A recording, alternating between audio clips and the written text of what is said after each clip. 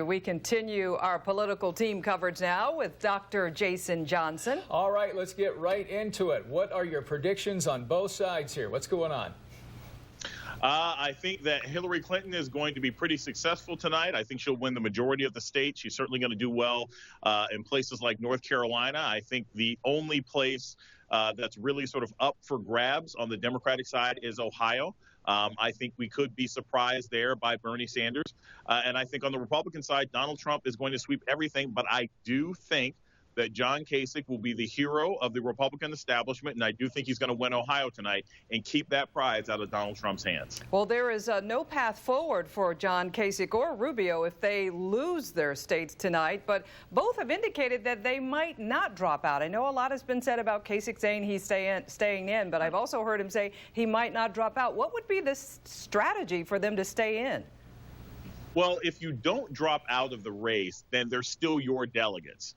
And you would be able to have a greater amount of control of where those delegates end up going if we end up with the very, very scary brokered convention in Cleveland. So John Kasich will go in with a tremendous amount of power. If he wins Ohio tonight, he's got all the Ohio delegates, and he can say, look, I will throw them to Cruz, I will throw them to Rubio. He can be a real power player in what might be a brokered convention. So there's a lot of reasons why these candidates don't want to disappear. Same with Marco Rubio. He probably won't win Florida, but he wants to keep the delegates he has because he's afraid if he just drops out of the race, those delegates are free and they may run to Donald Trump. If you're just joining us, Dr. Jason Johnson joining us from Baltimore right now. So they always say, you know, the road to the presidency, it goes through Ohio. Can Ohio be that roadblock? Let's say Kasich does win tonight. Then how much time does he have to try to gain as much as he needs to make this a fight?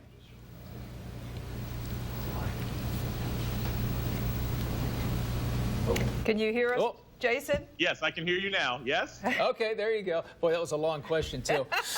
Okay, I'll put it to you this way. If Kasich does win tonight, how much time does he have left to really make a run for this? Well, mathematically, he can't do anything, right? If you're down by 40 points, I don't care how good Kyrie is, you're not going to make up that deficit, right? But he hasn't been that good. But again, it makes him a power broker. I mean, he essentially becomes then the person who can make the final part of any coalition that would go against Donald Trump. And here's one thing. I think compared to Ted Cruz and compared to Marco Rubio, if you look at their previous behavior to now, John Kasich is the only Republican candidate who's been pretty consistently against Donald Trump. He has been critical of Trump from the beginning. So I think he's going to hold the delegates. If he can win Ohio tonight, and I think he will, he's going to hold those delegates in his pocket. And if he can make the difference maker, if he can be the difference maker between a Trump Republican nomination and some other candidate, he's going to use that power. And Jason, let me ask you pretty quickly. Ted Cruz, he has about 100 fewer delegates than Trump, yet he's not really seeing the love. A lot of people aren't talking about him on this primary day. Why is that? Well, because the Republicans, unfortunately, have sort of shot themselves in the foot. After the long, drawn-out primary situations that they had in 2012, these primaries going forward are winner-take-all. So you can win the state with 33% of the vote as long as that's more than anybody else. So as much as Ted Cruz has been successful in the past, he's also been successful because he only loses to Trump by small amounts. But now that we're in Ohio and we're in Florida and we're in some of these critical states like Illinois, Ted Cruz really isn't competitive anymore because if he can't beat Trump, he gains nothing from these states. And that's one of the reasons he's really been suffering.